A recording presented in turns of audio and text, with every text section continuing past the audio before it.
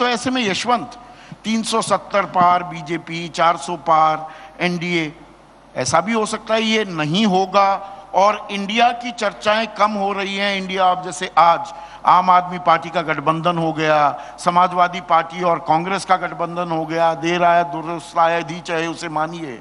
अब मायावती के लिए दरवाजे खोले जा रहे हैं। खबर यह आ रही है कि ममता बनर्जी शायद 5 सीटें देने को तैयार हो जाए।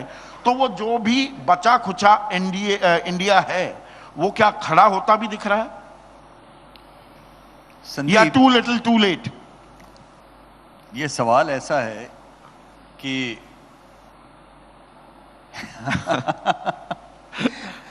जो स्थिति है उसमें देख के आपको कभी ऐसा लगता है कि वास्तव में मुकाबला दो बराबरी का कहीं पे हो रहा है, अगर आप ऐसे देखें तो।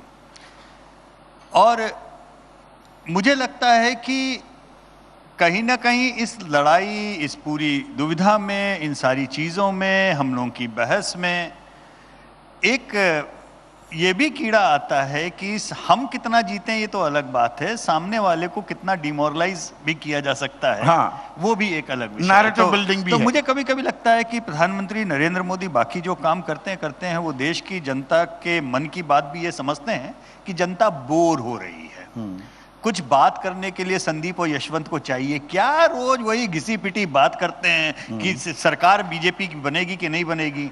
अभी पुराना हो गया, कुछ नया शगुफा दो। तो बहस का आइडिया ही बदल गया।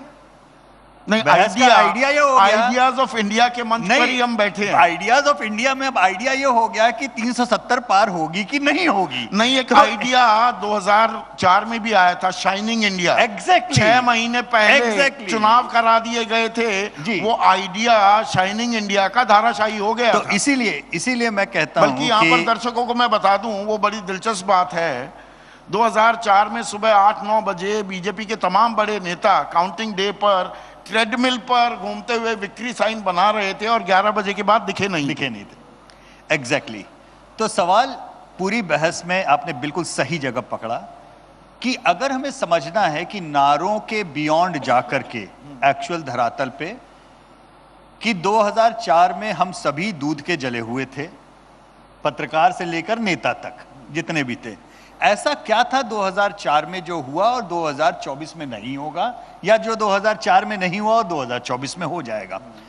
तो बेसिक बहुत आंकड़ों की पर जाएं हम संदीप, तो बेसिक बात ये समझिए कि 2004 के पहले का जो बेस लाइन था 1999 का चुनाव, जिसमें बीजेपी तकरीबन 200 पहुंची थी, 182, और कांग्रेस तकरीबन 111, मतलब 100 के आसपास एक।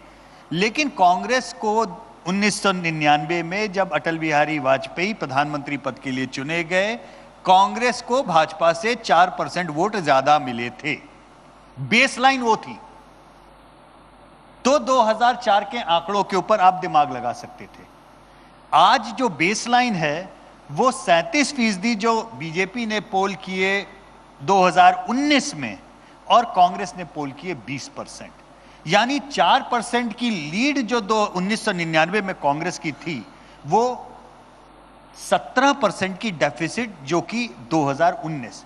तो ये 20 साल में 4 और 17 यानी 21% का जो ये स्विंग हुआ है बेस वोट में, बेस लाइन ही बदल गई है। इस बेस लाइन बदलने के कारण ही जो बीजेपी के अंदर का एक आत्मविश्वास आया है, और वो बहुत आसान है संदीप। तो मतलब बीजेपी और कांग्रेस में जो अंतर इतना बढ़ गया, जी एग्जैक्टली, असल चीज पकड़ने की वो है, असली चीज पकड़ने की वही है। और मैं बहुत साधारण तरीके से मैं दर्शकों को उससे 100, 200, 243 का गणित समझाता हूं। हम सबको पता है 543 लोकसभा सीटें हैं, 100 सीटें उसमें ऐसी है जहां बीजेपी नदारत जो प्रदीप जी ने इशारा किया। 200 सीटें ऐसी हैं, राउंड फिगर में बता रहा हूं, जहां पर कांग्रेस और बीजेपी की लड़ाई है सीधी। उन जगहों पर 14 में और 19 में बीजेपी का स्ट्राइक रेट ऑलमोस्ट 95% रहा। हाँ, 91 टू बी प्रिसाइज। मतलब अलग अलग आप मिला के देखें। तो एक तरह से धोबी पाठ दिया। अब 243 सीटें ऐसी हैं जो बीजेपी वर्सेस रीजनल पार्टीज की लड़ाई है। सवाल यह है, क्या बीजेपी वो धोबी पाठ इन रीजनल छत्रपों को दे सकती है या नहीं? अगर दे पाई तो प्रधानमंत्री जो कह रहे हैं 400 पार वाला, वो संभव है। लेकिन अगर वो चीज नहीं हो पाया तो जो उनका दो अभी का बहुत बेसलाइन है अहम वो टॉकिंग intact पॉइंट्स आपने दे दिए। एक तो कांग्रेस और बीजेपी का अंतर, और यही अंतर है 2004 और 2024। और आप वहां पर तब तो रणनीतिकारों में से एक थे कांग्रेस के। जैसे ही घड़ी का काटा दोपहर 2:30 पे आए, बबीता जी का दिल सास बहू साजिश के लिए मचल जाए। और ये है इनकी बहू, पूरे दिन ऑफिस की टेंशन हो जाए गॉन जब ये करें अपना फेवरेट शो फ्री टाइम पे ऑन। इनकी तरह आप भी देखिए अपना फेवरेट शो अपने टाइम पर और डाउनलोड कीजिए एबीपी लाइव ऐप अपने स्मार्ट टीवी पर।